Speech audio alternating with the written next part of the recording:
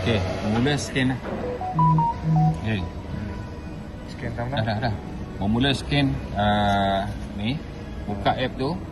Lepas tu pergi kat bawah, activate new SIM card. Okey, bila keluar SIM card ni, pergi scan. Dia ada scan ataupun manual. Scan barcode ni. Ni dia akan keluar. Lepas tu anda masukkan nombor SIM PUK. Ada 8 digit tu. Kan? 8 digit tu masukkan, lepas tu next, confirm. Lepas tu akan keluar pula upline detail sini. Upline detail tu masukkan kod upline kita tu. ID dia, barcode. Scan ataupun tulis manual lah. Lepas tu find member. Lepas tu keluar nama kita punya upline. Kan? Keluar ni. Keluar. Lepas tu confirm. Okey, ini choose any member. Number. Maksudnya kita ambil number baru. Ataupun switch my current number to Estel. Ini nak buat MNP. Tapi maksudnya tak digalakkan lah. Okey, kita choose any member. Okey, SIM. Cuba choose lah. Kita boleh choose. Choose number. Kita letaklah.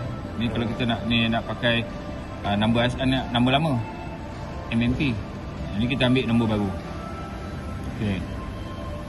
Please enter your preferred 4-digit number. Ni. 4 digit. Apa kita nak? SIM flag ni pun fleksi okey. Ni. Kita letaklah nombor apa kita nak. 999. Sekejap Enter 4-digit number.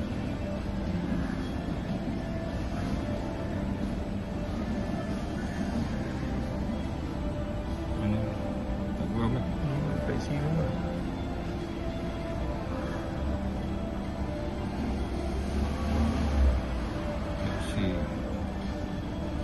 Oh, ni nombor yang sesuai kita.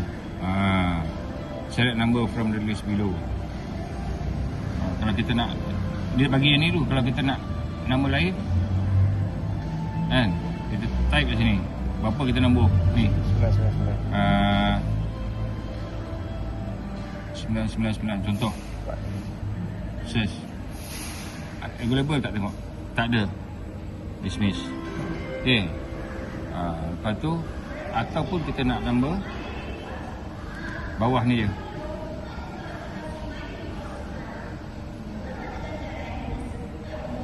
Okay, kita select ni, nombor bawah ni. Okay, saya ambil yang ni lah tu. Saya ambil 00. Ambil ni lah. Ambil lah. Next. Nama lock. Okay. Lepas tu select scan identity card verification. Saya ambil my card. KYC. KYC. Ini kita buat KYC.